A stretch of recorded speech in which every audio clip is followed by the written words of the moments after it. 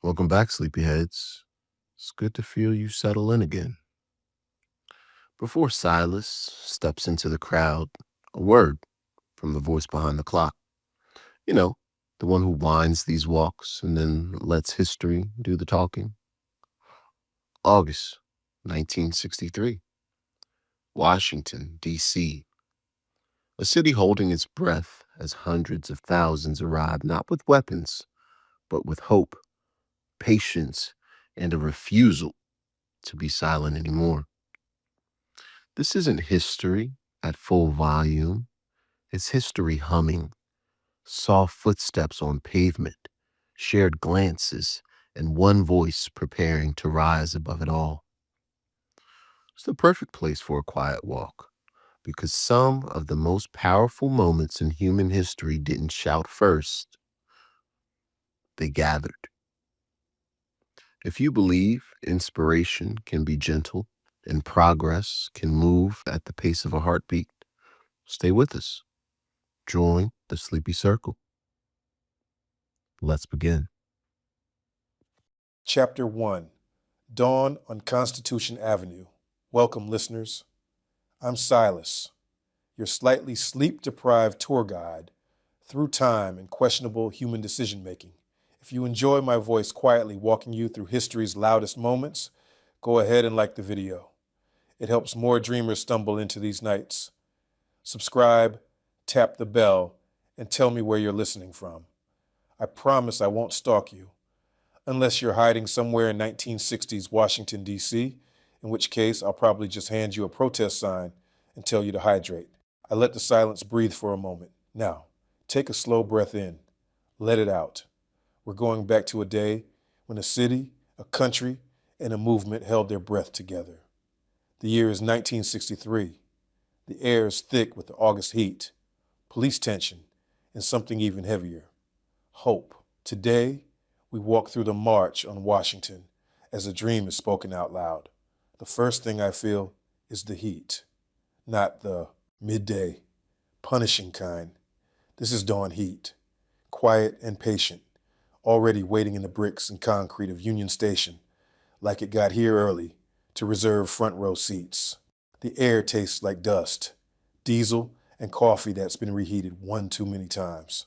Overhead, the great arches of the station rise in pale stone, catching the weak first light and turning it gold. I stand near the main concourse, letting the scene come into focus around me.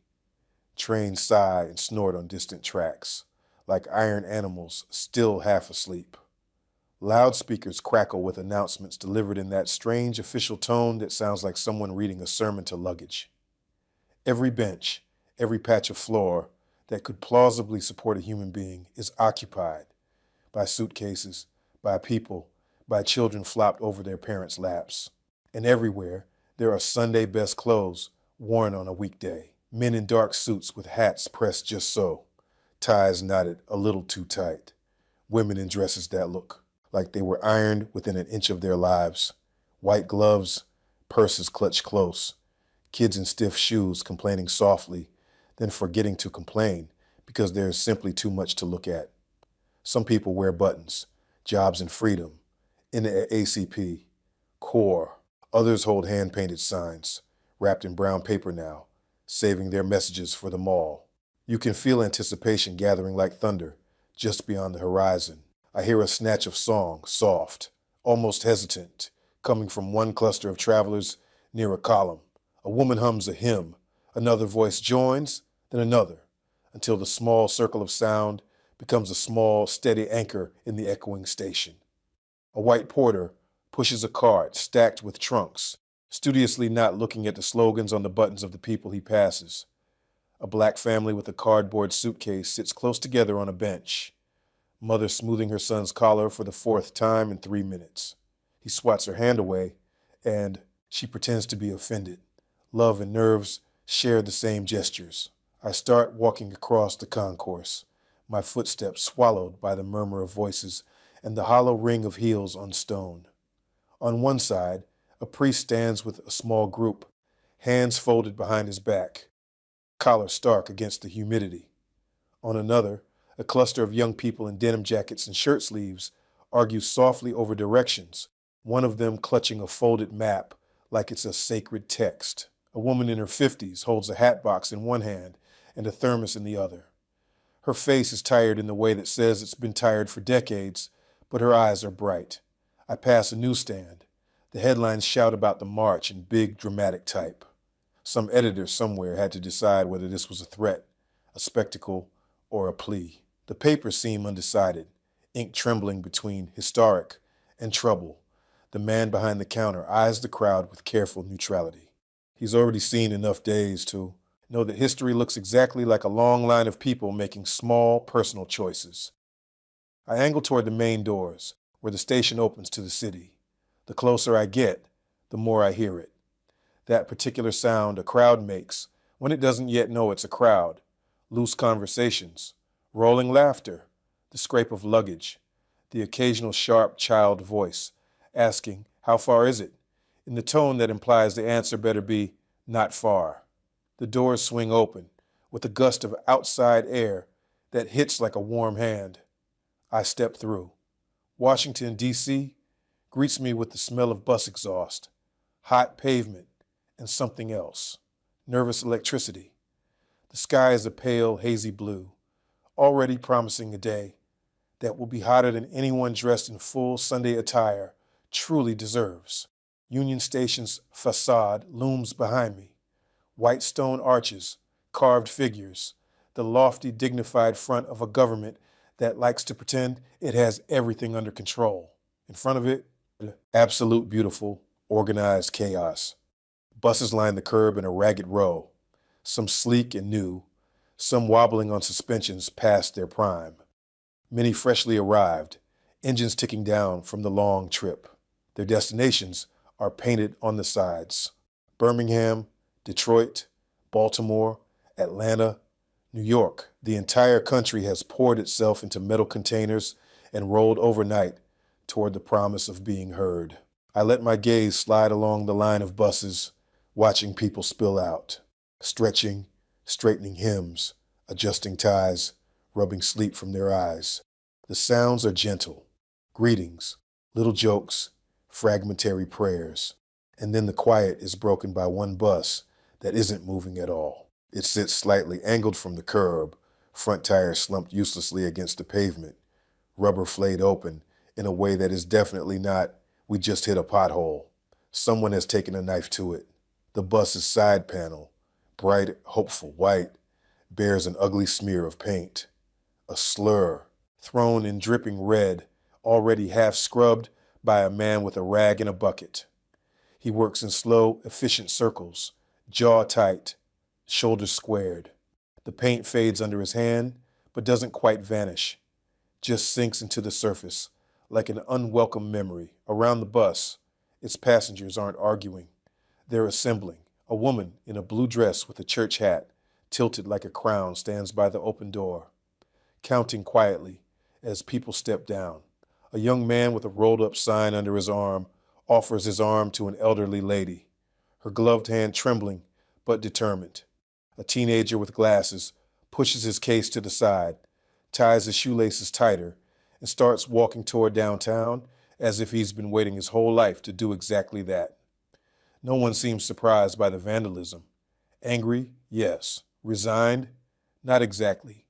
This is a flavor of fury that's learned to stand up straight and keep walking. I watch as the driver, eyes red-rimmed, uniform smudged, closes the bus door and locks it, leaving his wounded machine behind. Then he joins his passengers on the sidewalk. Whatever this day is going to be, they're going to walk it together. "Knives in the tires," I murmur, half to myself, half to you. And still they come. You have to be very afraid of a dream to try that hard to keep it from arriving on time. I fall into step with the moving stream, drifting along the sidewalk toward North Capitol Street. The city around us isn't sure what to do with this sudden river of well-dressed insistence. Some office workers stare from bus stops, newspapers forgotten in their laps. A taxi honks, more habit than anger, and then stills as the driver takes in the side of people stretching as far as he can see in both directions. We hit North Capitol and bear south. The dome of the Capitol building glowing pale in the distance like a watchful eye that's just woken up and isn't sure it likes what it sees. The asphalt feels soft underfoot, already warmed by the sun. My shirt sticks lightly to my back in the humidity. Around me, people fan themselves with folded pamphlets and church programs. Some have pinned meeting points to their clothes.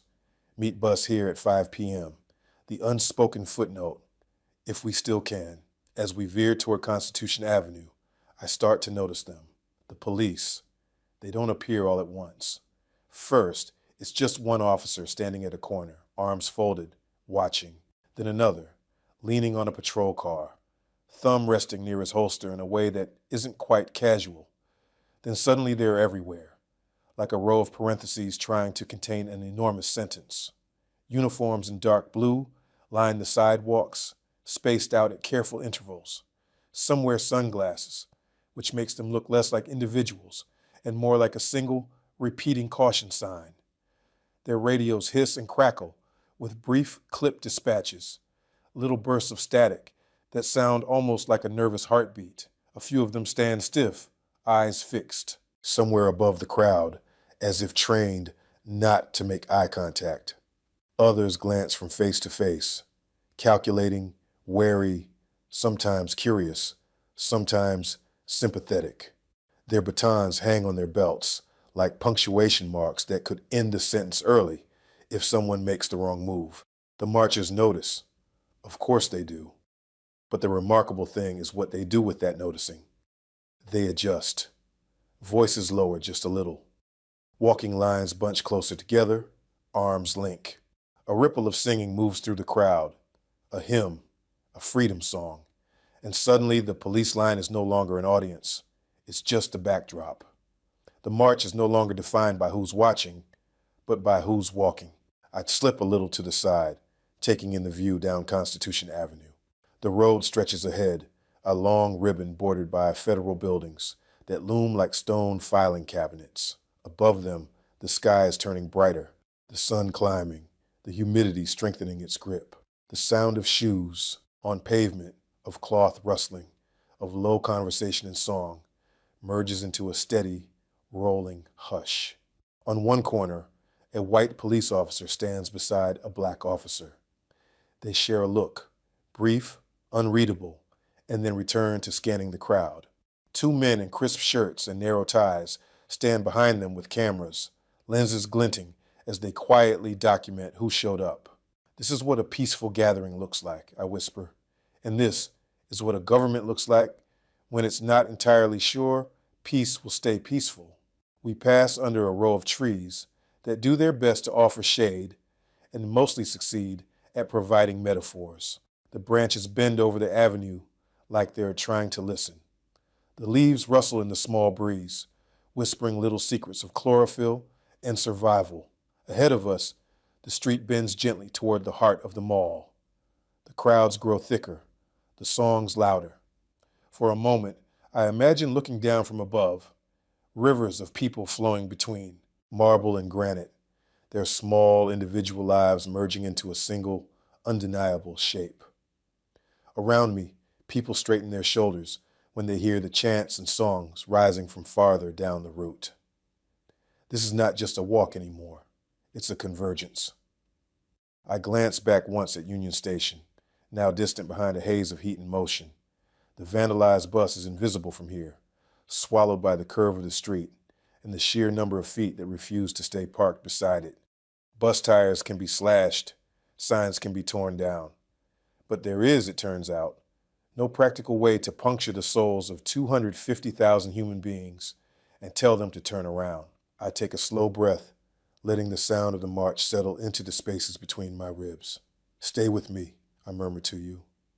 We've only just stepped out of the station. Ahead of us waits a reflecting pool, a marble president, and a voice that will wrap itself around the sky.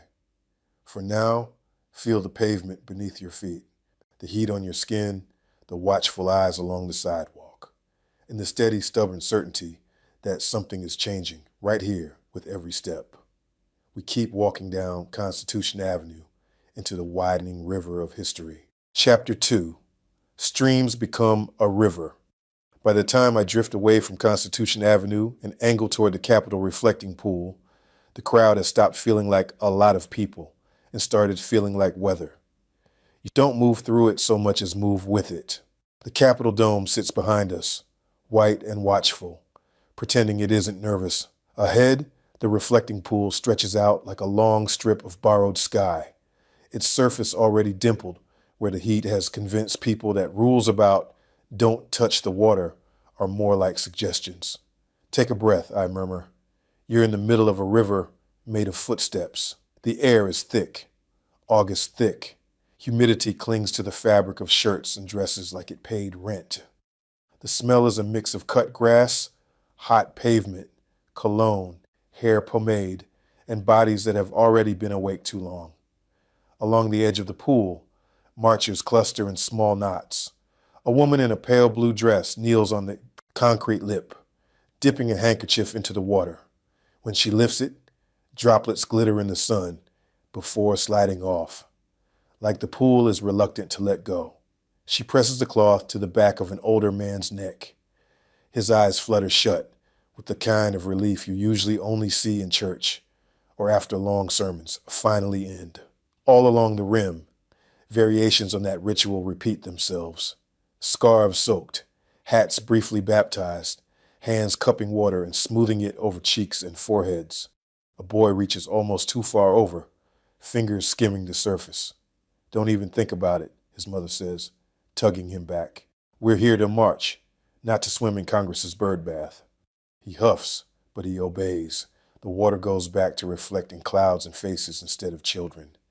I follow the curve of the pool, letting the chatter around me blend into a low, steady hum. Someone starts humming, "We Shall Overcome," under their breath. Someone else joins in a beat behind, like a harmony searching for its place. That's when I see the circle. You learn, walking through history, that certain shapes mean certain things. A tight ring of bodies facing inward always means something happened. I veer that way, the ground softening from trampled grass to bare dirt, where shoes have worn the patience out of the lawn. As I get closer, phrases separate from the murmur. Ease him down. Water, slow. Don't choke him. Let him breathe. Give him room. Inside the ring, a man lies on his back, shirt stuck to his chest, eyes half-lidded, sweat beads along his hairline, tracking down toward his collar. His tie is loosened. His shoes are dusty. His face has that alarming pale gray tint that says his body has decided to file a formal complaint against the weather. A girl, 18, maybe 19, kneels at his head, fanning his face with a cardboard sign that once proclaimed jobs and freedom and now doubles as life support equipment. Another marcher, older, holds a paper cup to his lips, counting softly as he sips. Little at a time now. You came too far to fall out right here. He swallows, coughs once, then exhales shakily. I'm all right. Just the heat. A volunteer marshal slips through the circle, recognizable by the white cloth band on his arm and the look of someone who woke up this morning already worried. He takes the man's wrist, counts a pulse, nods. You picked a bad day to skip breakfast, friend, he says gently. You with the group? Yes, sir, the man raspes. Came up from South Carolina. Church bus. Well, that bus is going to want you back in one piece. Sit a spell in the shade, hear the speeches, then you can brag you nearly fainted for freedom. The girl gives a tired laugh. He did faint for freedom, baby. We're just not letting him stay down for it. The circle relaxes, stretching just enough to let more air in. Someone appears with a folding chair from the land of folding chair miracles. Hands reach down, lifting carefully, not rushing, treating his body like something valuable instead of an obstacle in the crowd's way. As they help him to his feet, the man looks around at the faces. Black, white, young, old, all watching with quiet concern. His voice is thin but clear. I ain't going back to that bus till I hear the dream. You'll hear it, the marshal says. We'll get you under a tree. Nobody missing that voice today. They guide him away, his steps unsteady but determined. The circle dissolves back into the larger human river, leaving behind only a damp patch of earth and the echo of shared responsibility. I keep moving up toward the white steps of the National Gallery of Art. The building sits like a stone judge at the edge of the mall. Columns, pediments, the whole classical costume. It's a house for paintings and sculptures, and the kind of culture that gets plaques and hushed voices. Down here on the grass, another kind of art is unfolding.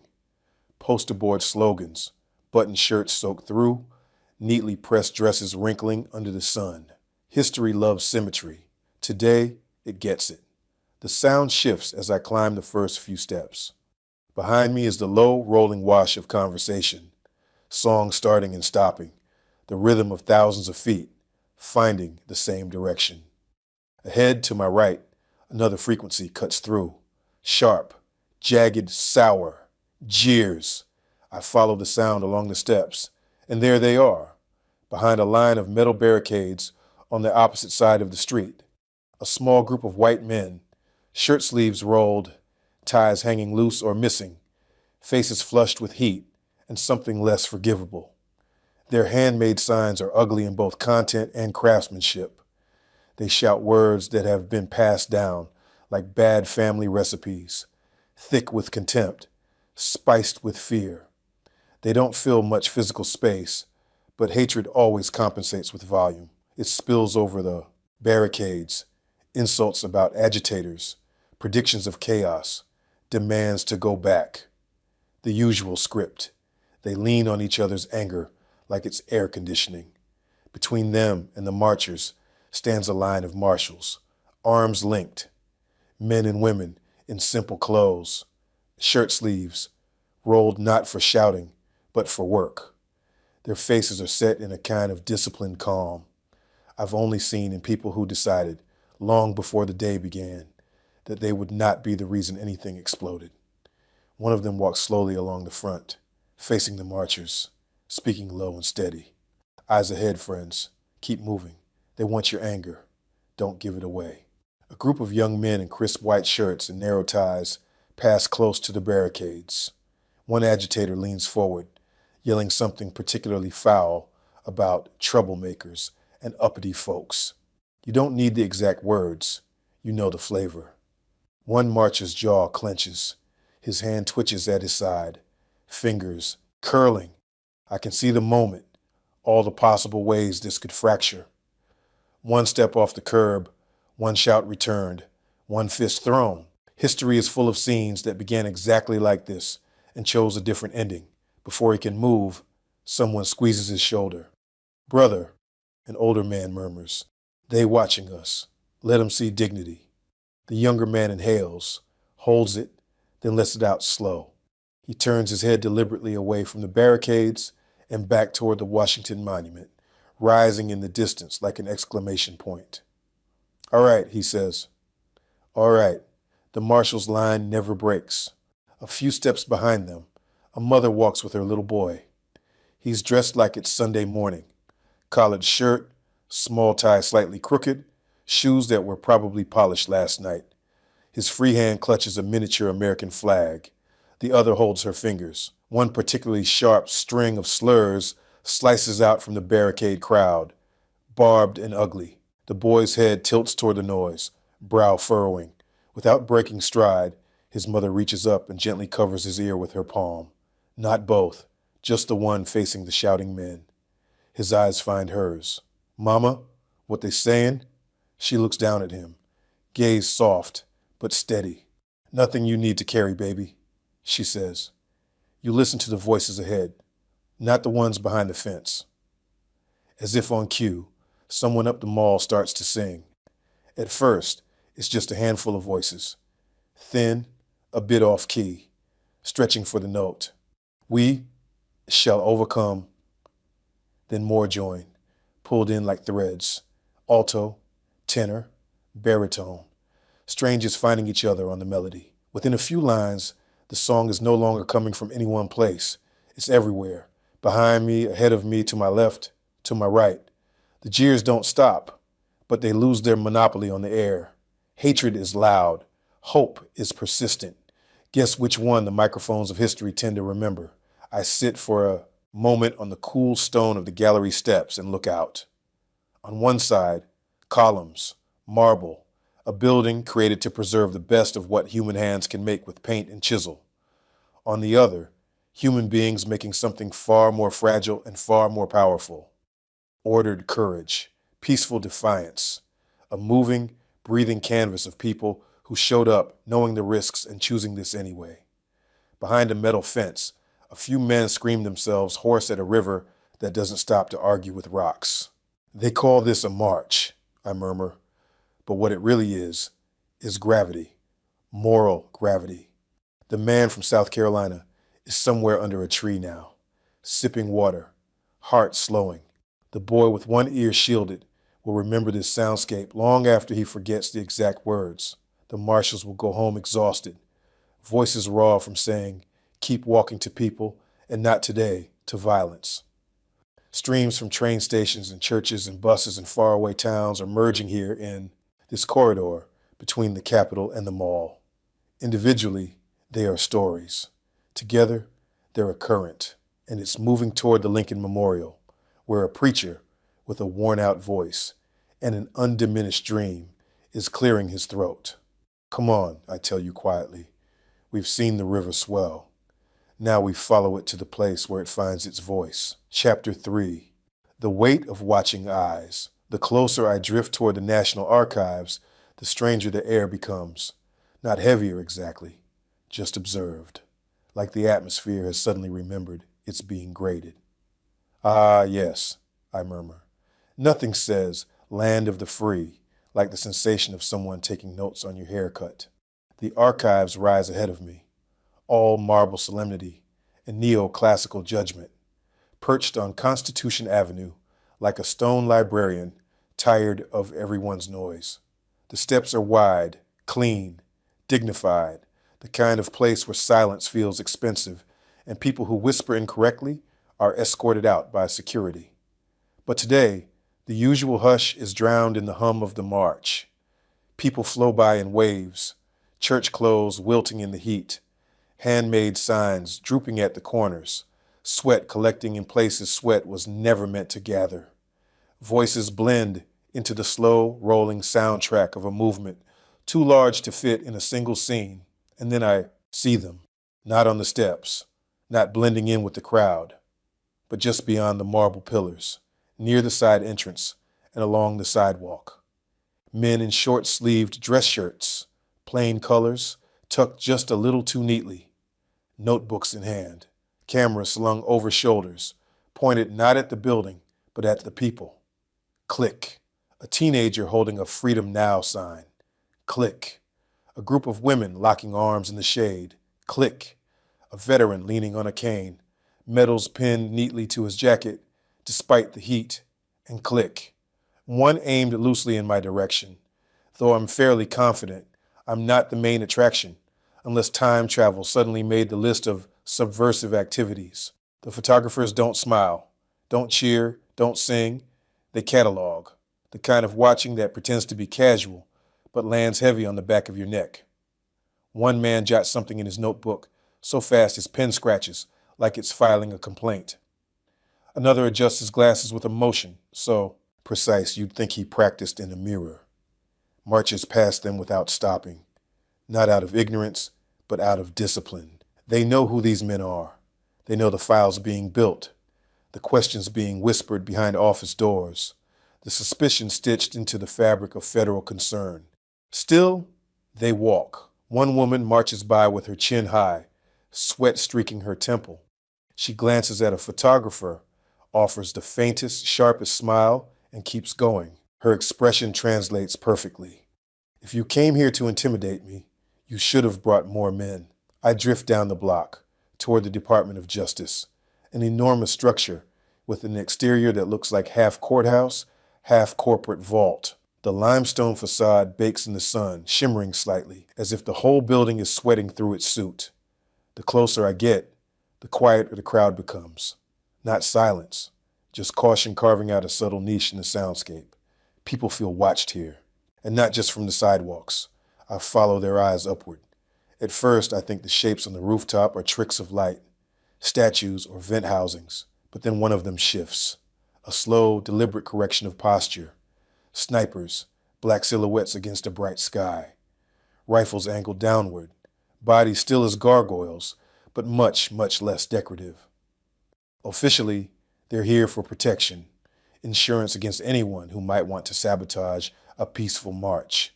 Unofficially, well, nothing says welcome to your own country's capital, like gun barrels pointed vaguely in your direction while you ask for basic civil rights.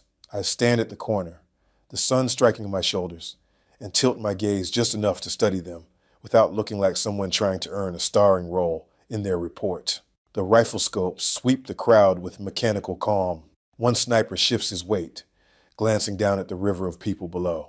His face is mostly hidden, but something about the posture reads weary rather than hostile, like he's thinking, "Dear God, please let today stay peaceful. I do not want my name in a file either."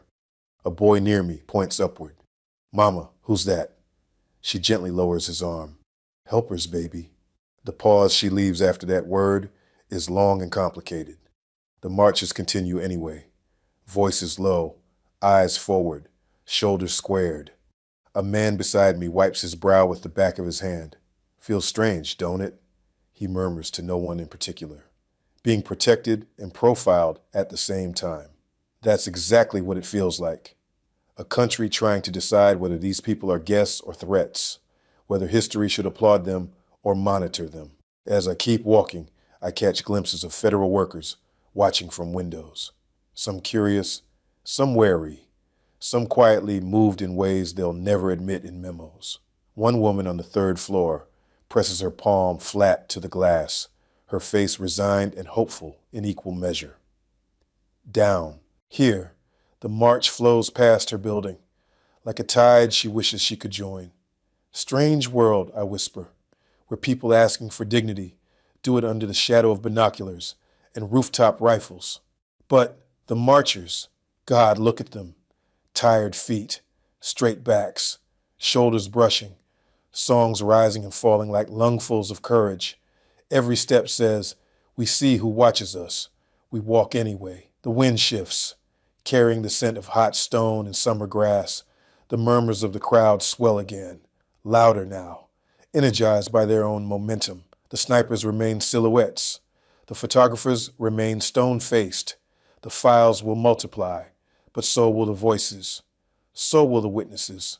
So will the steps heading down Constitution Avenue toward a memorial where a man is about to give history a spine made of words. I take one last look at the Justice Department, its walls unblinking, its roof lined with weapons meant to protect a crowd the country still isn't sure it trusts.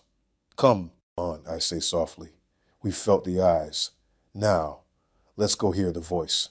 And I follow the march deeper into the day, into the rising current, toward the Echo Building at the end of the mall. Chapter 4, Hope in the Heat. By the time I reach Freedom Plaza, the march isn't a crowd anymore, it's geography. It has mass, momentum, its own weather system. The air over Pennsylvania Avenue shimmers with August heat and human breath, a living haze that smells like sweat. Cardboard signs, church perfume, and bus exhaust. The bend in the avenue opens up ahead, giving me a long view. A river of bodies flowing toward the Washington Monument. Banners bobbing like bright leaves on the current. Black, white, young, old. Sunday school dresses and work shirts and suits that saw their best days several paychecks ago. Everybody moving in the same direction for once. Washington must be terrified. The noise is layered. Hymns braided with Union chants. Laughter stitched between call and response slogans. Somewhere a portable radio crackles out, Sam Cooke, so quietly it might be wishful thinking. Underneath it all, a low murmur of voices, the sound of people realizing they're not alone. I slip along the sidewalk at the edge of the avenue, keeping pace with the march. The concrete radiates heat through my shoes. Penn Avenue's usual arrogance, the "look at me, I'm the road to the White House" energy, is softened today. For once, it's not the motorcades in charge. It's the feet. Near the curve at Freedom Plaza, The density thickens. People slow, adjust banners, wipe brows with handkerchiefs. A woman fans herself furiously with a church program that already gave up an hour ago. Someone passes a jug of water overhead, hands raising and lowering like a wave in a sunburned stadium. And then I see her. She's leaning against a lamppost, just off the curb, half in the shade, half in the glare. Late teens, maybe early 20s. Blouse sticking to her back, skirt creased from the bus ride, hair pulled tight, and already escaping the style in defiant little curls. One hand grips the lamppost. The other clutches a rolled up sign to her chest like it's both a shield and a confession. She is crying, not the hiccuping, panicked sobs of fear.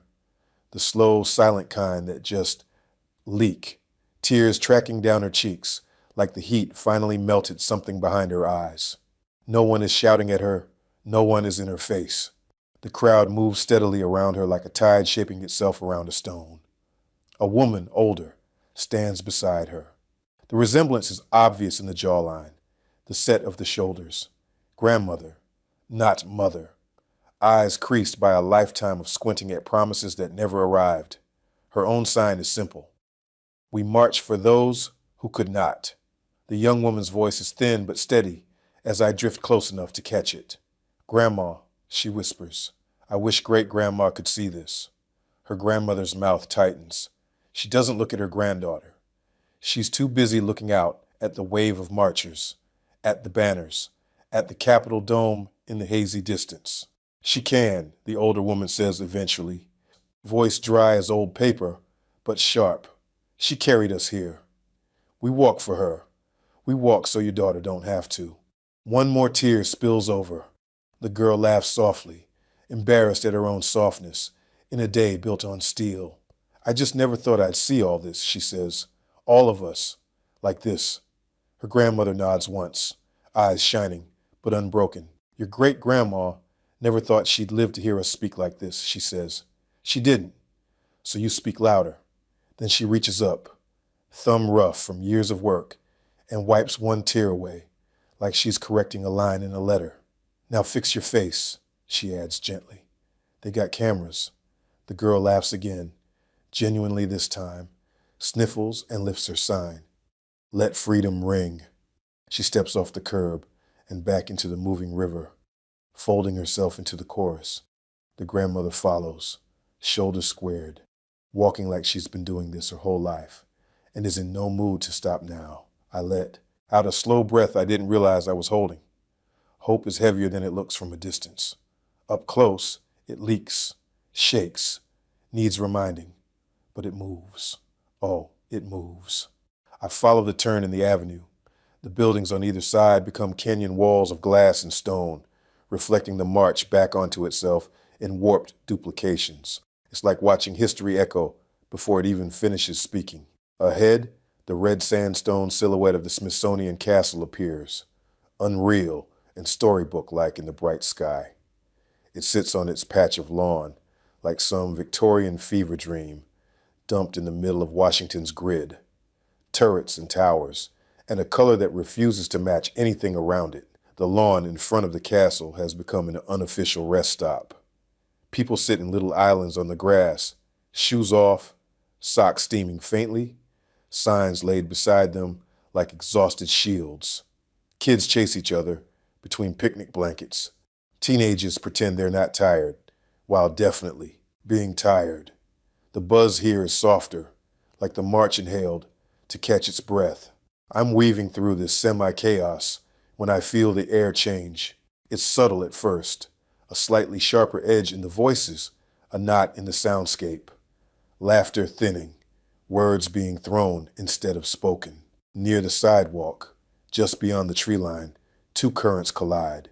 On one side, marchers. They're dusty, sun-flushed, carrying signs that say things like, "We shall overcome," and "jobs," and "freedom," and the occasional hand-painted quote that took 3 tries to spell correctly because not everybody had the luxury of extra schooling.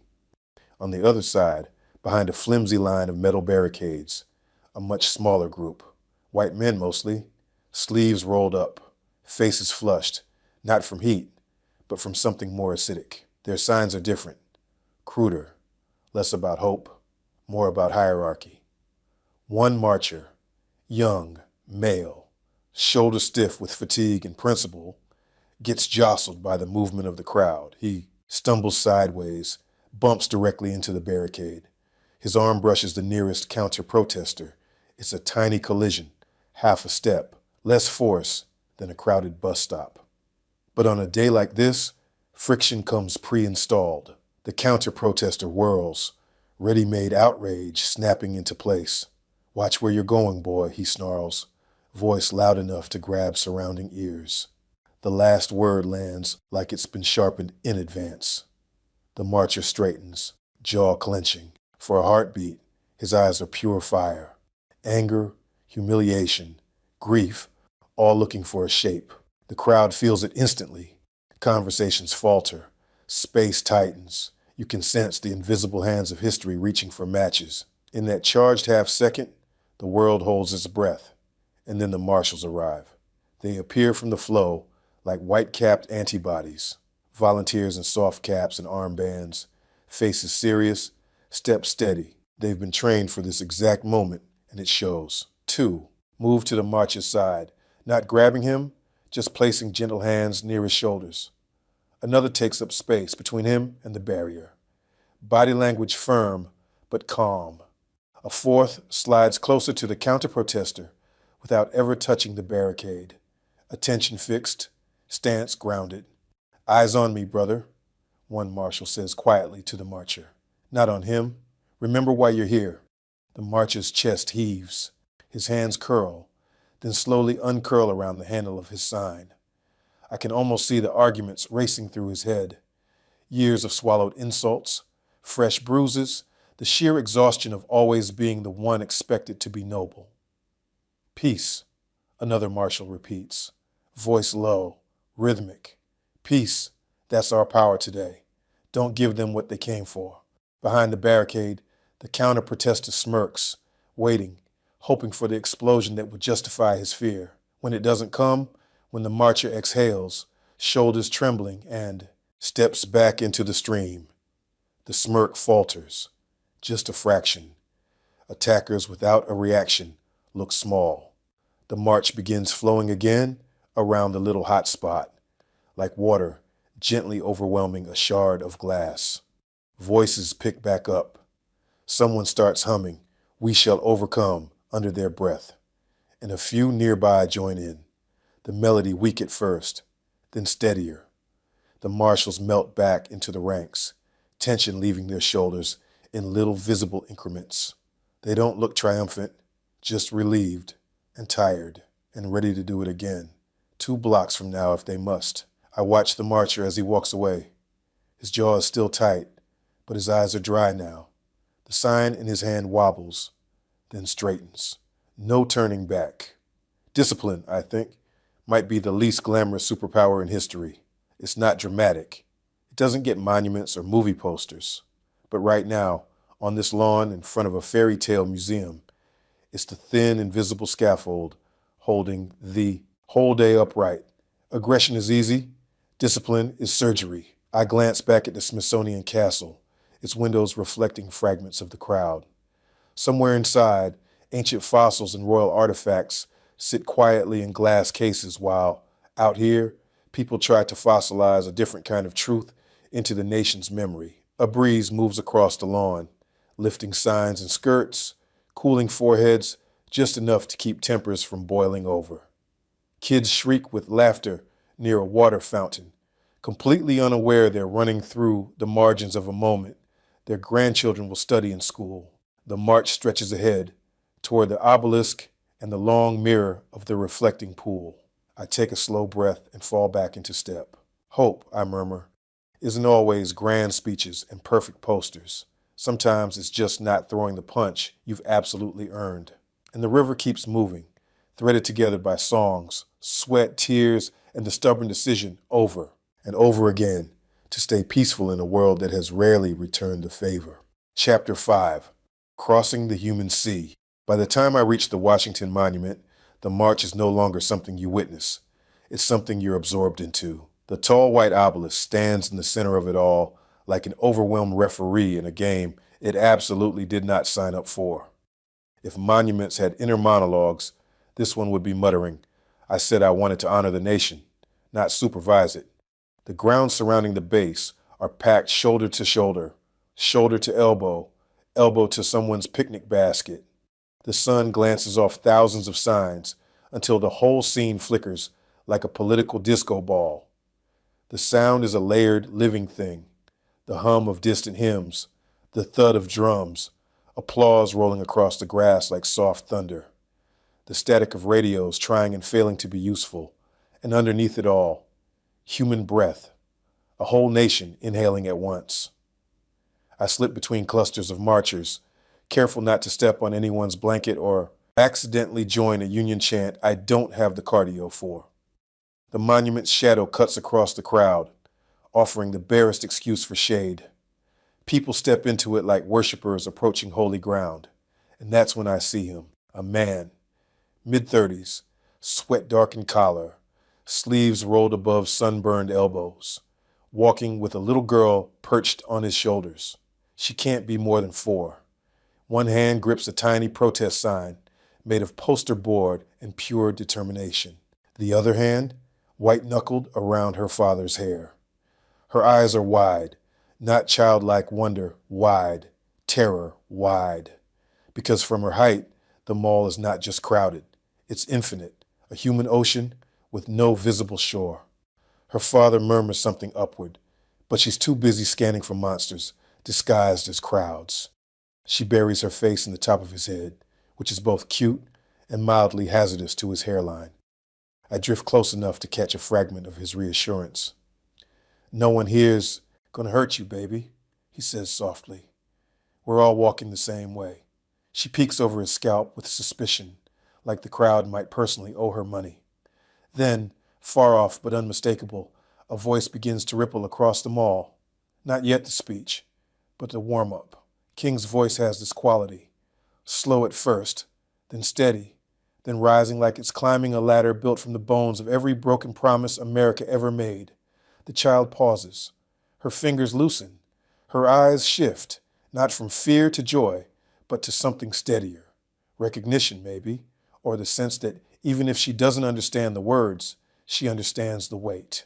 Her father closes his eyes briefly, letting the cadence roll over him. Then he whispers, almost to himself, "Hear that? That's the sound of tomorrow." She doesn't reply. She just lays her cheek against his head and holds on. Not in fear now, but in comfort. Like she suddenly understands she's sitting on the shoulders of a man trying to make the world less frightening for her. I swallow once, because apparently even time-traveling narrators have tear ducts. I leave the base of the monument and slide into the current heading west toward Constitution Gardens. The crowd thins slightly, not because there are fewer people, but because the pathways open into softer green spaces where the march spills outward like overflowing water. Here, the noise dims. The hum becomes a kind of heartbeat beneath the trees, steady and rhythmic. Sunlight flickers through the leaves and paints golden patches on the ground, right over what looks like snow. No, not snow. Paper. Dropped flyers, abandoned signs, bent poster board, splintered wooden sticks, a confetti of struggle scattered along the dirt path. I step carefully through phrases that deserve better than the soles of shoes. We march for jobs and freedom, crushed at the corner, boot print stamped over the word freedom. Irony, you absolute show-off. E-N-D. Segregation. Now the ink runs where sweat dripped from someone's hand, turning the now into a blurry storm cloud of letters. Let my children walk free, half buried in dust, half sacred, entirely true. Some signs lie flat like they've fainted from heat. Others lean against tree trunks, as if taking a moment to rest before the final ascent toward the Lincoln Memorial. A breeze sweeps the ground and sends one flyer tumbling across my path. I catch it with my toe and flip it over. On the back, scribbled in pencil, from Birmingham to D.C. Lord, let this change something. The words hit harder than any slogan. Somebody wrote that in exhaustion, in hope, in fear, maybe, All three. Up ahead, a man retrieves a discarded sign, dusts it off, and hands it to a teenager whose own sign snapped earlier. The teen takes it as if handed an heirloom rather than litter. Little rituals of care everywhere. Under a tree, a couple sits on the grass. They're tracing their fingers over a torn sign like they're reading Braille made of sweat and cardboard. A young man sets a fallen stick upright in the soil like a tiny makeshift flagpole. He pats the dirt around it for stability, then nods, satisfied with this small, quiet act of respect. As I walk deeper along the garden's path, the soundscape shifts again. The murmurs from the crowd fade, replaced by the echo of King's voice growing clearer, threading through the trees like a distant storm gathering purpose.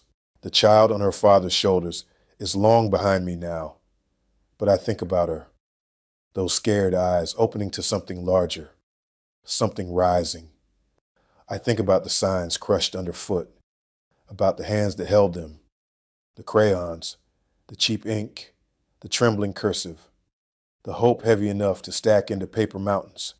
None of it looks polished, none of it rehearsed, but everything, every smear of ink, every cracked stick, every lost corner of cardboard is proof of something this country rarely does on schedule, movement, forward, always forward. I pause beneath a tree where the shade deepens and listen. King's voice is approaching its stride now, rich, measured, familiar, even if the words aren't yet the famous ones. The crowd ahead is shifting, leaning toward the Lincoln Memorial with the pull of a tide obeying the moon. The human sea is drawing its wave to shore. I take a breath and follow, stepping through the fallen signs, like walking through the pages of a story still being written. Chapter 6, When a Dream Touches the Water. I take the long curve behind the Lincoln Memorial, slipping into the cool shadow beneath its pillars. The air back here feels different, darker, quieter, like the backstage of history, where stagehands whisper and marble giants rehearse their lines. Dr. King's voice is already rolling across the grounds, softened by distance but unmistakable. A trembling baritone, wrapped in conviction. We refuse to believe that the Bank of Justice is bankrupt. The words echo between the white columns, bouncing off stone like they're testing their strength. And trust me, they're passing the test with honors. Marchers funnel around me, moving toward the steps with that reverent urgency usually reserved for religious processions and limited edition sneaker releases. People aren't shoving, but they are swarming, like a river has discovered its destination and will not be denied. I weave into the flow, and for once I stay quiet, even. My sarcasm feels shy here, like trying to crack a joke during a baptism. As I climb the gentle slope toward the back of the memorial, King's voice grows louder, fuller, more alive. Each step seems to catch a new piece of his cadence. We will not be satisfied until justice rolls down like waters. A woman beside me shivers, though the heat is relentless. God, she whispers. He sounds like thunder trying to preach. She's not wrong. The tone of the speech has changed too. Something new flickers in it, as if King has stepped onto a rail of electric truth and is now just channeling the current. We round the corner. Sunlight explodes across white marble. The Lincoln Memorial opens before us like a colossal doorway into the nation's better self. And beyond that, down the steps, down the long slope, stretching all the way to the Washington Monument, is the largest, quietest crowd I've seen in any century. Hundreds of thousands, not moving, not murmuring, not rustling signs or water cups or picnic paper, just listening. I step down onto the rear steps, and the world sharpens. King's voice unfurls like a sail, catching wind. I have a dream. The phrase ripples across the crowd. People inhale, shoulders straighten. The air seems to pause as if the atmosphere itself wants to hear better. A man to my left removes his cap. Slowly, reverently. A mother leans down to her daughter. "Listen, baby," she whispers. This is history speaking. The child who had been fidgeting with her shoelaces freezes, eyes wide. King continues, that one day this nation will rise up and live out the true meaning of its creed. I move carefully, slipping along the edge of the steps, following the slope toward the reflecting pool.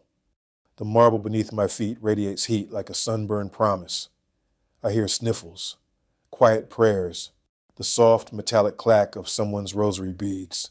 When I reach the last few steps, I stop because the view is a lungful of awe. The reflecting pool lies ahead, flat, shimmering, trembling with the weight of every word landing on its surface. The Washington Monument stands like an exclamation mark at the far end. And the people, my God, the people, stretch from stone to horizon, bodies shoulder to shoulder, hands linked, faces tilted upward like flowers turning toward light. King's voice pours over them. I have a dream that my 4 little children will one day live in a nation where they will not be judged by the color of their skin. A man beside me chokes, just once, then covers his mouth with both hands, shoulders shaking. A woman steadies him with a touch. The pool ripples as a breeze sweeps down the mall. Each wave seems to shimmer in time with King's cadence, like the water itself is leaning forward to listen. I take the final step onto the gravel path beside the pool. King's voice rolls over me in a wave that feels physical, warm, rising, unstoppable, awed by the content of their character. The crowd releases a sound I've never heard before. A breath, a sob, a prayer, all braided together. It rises softly, but with enough force to tremble through my ribs. I walk the edge of the pool, letting the reflections guide me. Lincoln sits behind me, unmoving, yet somehow watchful. Ahead, the sea of humanity sways as one organism, breathing, hoping, remembering wounds, and dreaming of healing. King reaches the part where his voice truly ascends, where the speech stops being written and starts being lived. Let freedom ring from the prodigious hilltops of New Hampshire, from the mighty mountains of New York, from the heightening Alleghenies of Pennsylvania. With each place he names, the crowd murmurs, not loud, but deep, like the earth itself responding. Beside the pool, a child who had been crying earlier is suddenly silent. Her mother lifts her chin gently, helping her look toward the memorial. She doesn't speak. She doesn't need to. King keeps climbing. From every mountainside, a breeze shivers across the pool so suddenly that I feel it in my teeth. People gasp, not in fear, but in recognition, as if something invisible has joined the gathering. And then let freedom ring. The crowd erupts, not shouting, not cheering, just a rising resonant hum of humanity, a vibration that moves through chest cavities and water surfaces in the spaces between ribs. I close my eyes for a moment. When I open them, the entire mall seems to be pulsing. Trees, water, grass, stone, everything alive, everything listening, everything holding this fragile, fierce dream, like a flame cupped between trembling hands. King's final crescendo pours across the landscape, and we will be able to speed up that day when all of God's children will be able to join hands and sing. A silence follows, a sacred, ringing silence. I let it settle into me like dust, lighting upon an old book. The dream is still vibrating in the air, echoing off marble, rippling through the pool. History walks with us long after the footsteps fade. And for one suspended moment, the water of the reflecting pool holds the dream perfectly still, then releases it into the waiting world. Sleep well, sleepyheads. The circle stays lit, even when the footsteps fade.